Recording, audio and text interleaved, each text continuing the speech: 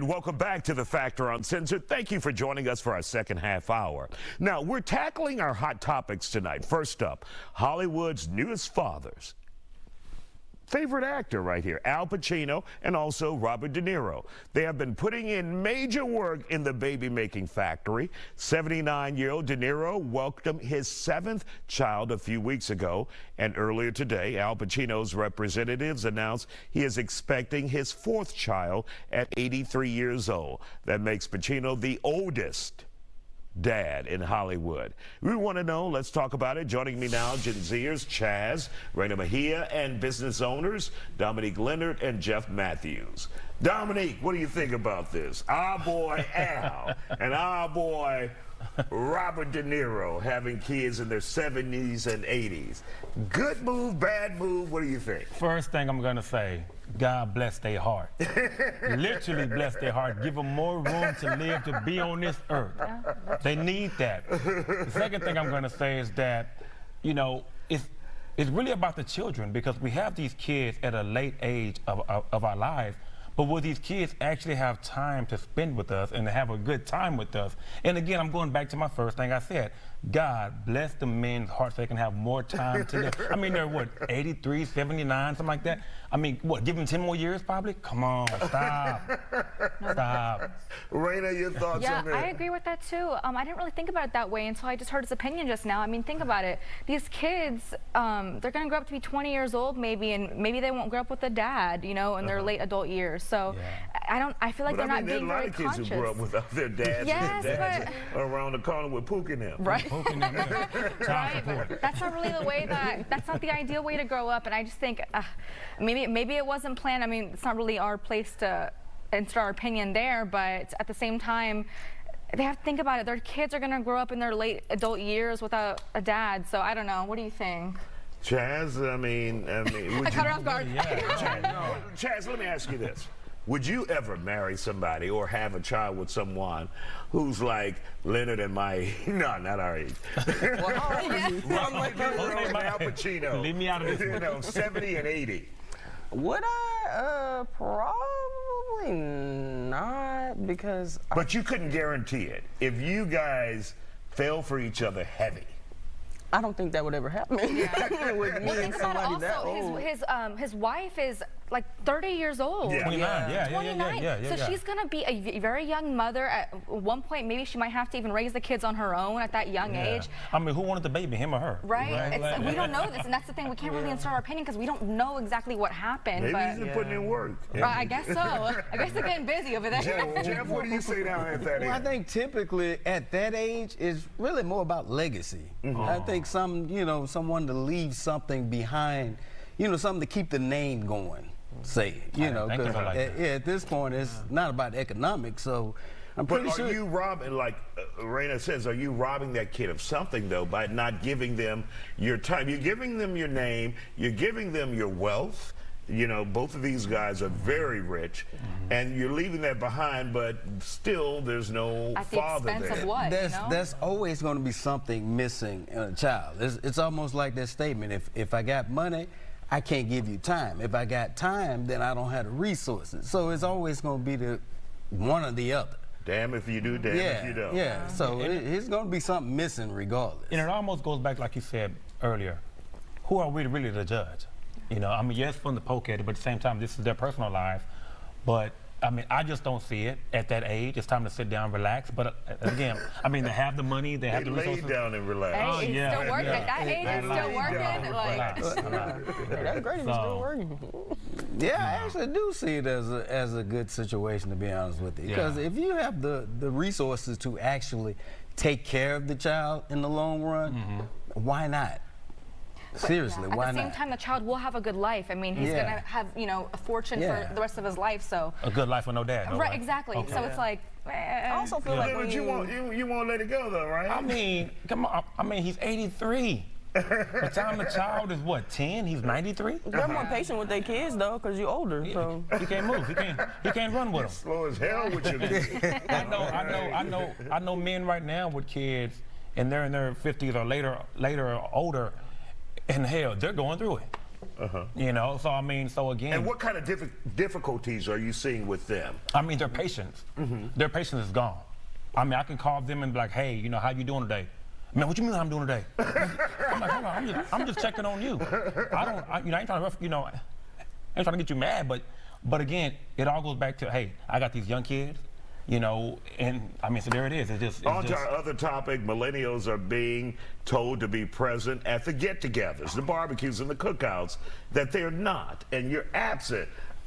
Raina, what are you doing? I mean, I'm there, but at the same time... Take over, be more active in it, like cook some stuff. I don't know about that, Bring some potatoes. But no, I get it. Like, I think we should, I mean, I love my family time. I'm always kind of involved around there, but if there's more things we could be doing to be more involved and, let's say, bring a dish or actually be on the grill, I mean, I don't know how well that will go, but I'm not opposed to it. Why do you say no? No. Who are these kids going to cook for? They wake up at 11 o'clock and 12 o'clock in the afternoon. They can't even make breakfast. They're making peanut butter and jelly sandwiches. Who are they going to cook for? Don't come on a barbecue and family get together talking about we're going to cook. No, you can't even cook for yourself. Stop. So give me Anna Mae made them food and grandma. I'm fine with them. Stop. Well, the kids probably not going to even come over if there isn't a vibe, because that's what they're looking for, a vibe. So the whole family situation has to have a certain vibe for them to even show up to begin with. Chaz, well, me personally, I'm always in the kitchen when it's prep time, when I'm cutting the greens and I'm, doing whatever else I gotta do. But are you ready to take over, Chaz? I think so. After they show me a little, few cooking ebooks. Hey, how else are we gonna learn? Yeah, how else? Yeah. You gotta bring in Gladys. You gotta bring in Aunt Gladys. Still ahead. Welcome back to The Factor Uncensored. We continue our hot topics tonight. A new argument against working from home. Researchers say all of that time spent inside could actually jeopardize your future, including your career and relationships. Our panelists are back here on The Factor to talk about it tonight. So they are telling you young people, get out of the house, stop trying to work from home. You're missing out on life.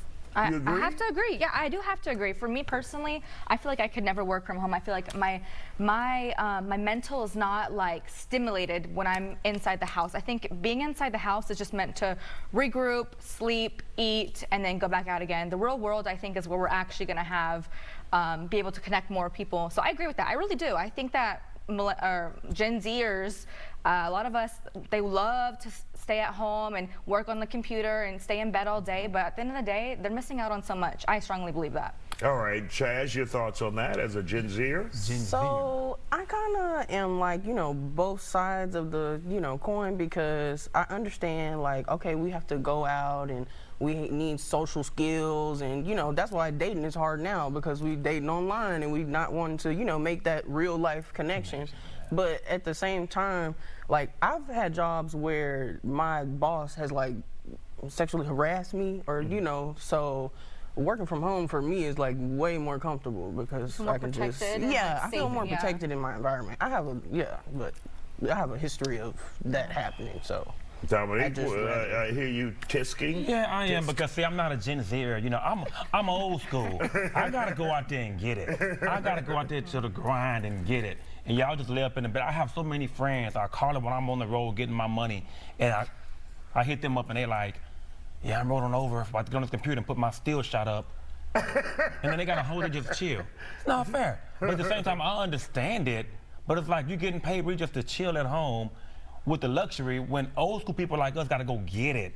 Go out there and get it. So I mean, a Gen Zer, I never heard of Gen Zers, but I mean, that's our isiah-factor term. That's what we're called on isiah-factor. I mean, relationships are basically about people and being around people. So there's no way to officially, organically build a relationship if you're not face to face. Most of the networking that you really are able to obtain through people is face-to-face interaction. And if you can't do that if you don't get out of the house. Well, Jeff, what if you're running from a creep like Chaz is, one of her former bosses, where she feels comfortable at home not being harassed?